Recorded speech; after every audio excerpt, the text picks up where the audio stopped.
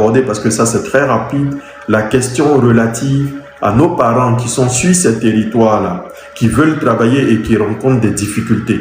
Comment ça se passe avec eux en ce qui concerne les métiers en tension? Ce dont je parle est exclusivement réservé aux métiers en tension. Je ne parle pas d'autre chose. Je ne parle pas des métiers qui ne font pas partie de la liste des métiers en tension. Ce dont je parle, c'est exclusivement des métiers en tension. Alors, si vous êtes sur le territoire français, et que vous êtes étranger et que naturellement, vous avez du mal à trouver du travail parce que vous êtes sans papier, parce que c'est ça qui est la réalité aussi, vous êtes nombreux à être sans papier, c'est pour ça que vous pensez qu'on ne peut pas trouver du travail. En tant que, bien qu'il y ait une pénurie en termes de main-d'œuvre dans le pays, parce que vous êtes sans papier, on ne peut pas vous permettre de travailler parce que vous n'avez pas de papier. Vous êtes sur le territoire, on a compris. Mais pour être sur le territoire et travailler, en tant qu'étranger, il faut que vous soyez autorisé à travailler. Si vous n'avez pas d'autorisation au préalable, vous ne pouvez pas travailler. Premier élément. Deuxième élément, si vous dites que vous êtes étranger, que vous êtes sans papier, pour pouvoir être recruté et pouvoir être, comment dirais-je, admis exceptionnellement au séjour en France pour pouvoir vous délivrer un titre de séjour, il faut que vous ayez été sur le territoire français durant 3 années de manière ininterrompue. Il faut en rapporter la preuve. Il faut en rapporter la preuve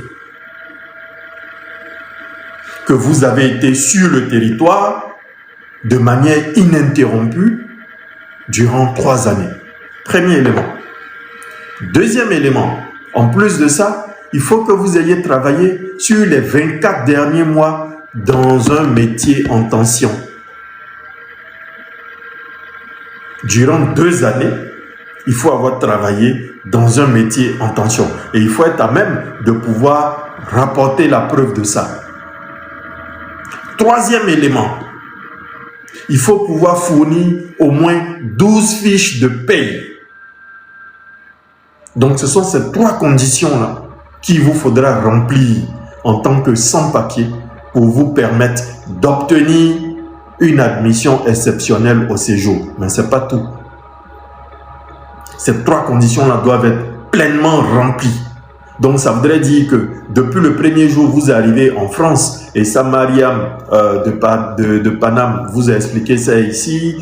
Comment ça s'appelle, Désiré vous a expliqué ça. Les anciens même qui sont là-bas, ils vous ont expliqué. Quand vous arrivez, la demande de l'AME, le paiement d'une carte Navigo, l'ouverture d'un compte de livret A, etc., etc., pour marquer votre présence sur le territoire depuis le jour où vous êtes rentré. Pour pouvoir justifier de votre entrée sur le territoire, pour que quand ça fera 3 années là, vous soyez à même de rapporter cette preuve là.